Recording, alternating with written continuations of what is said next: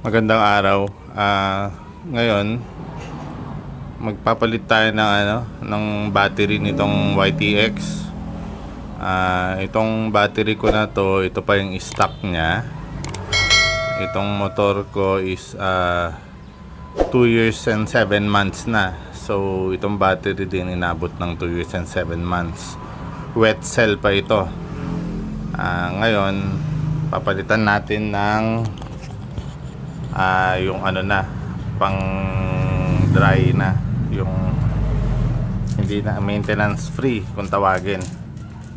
So hayaan nyo na yung yung brand. Ito nabili ko lang siya ng 550. So sana maging maayos at saka tumagal din.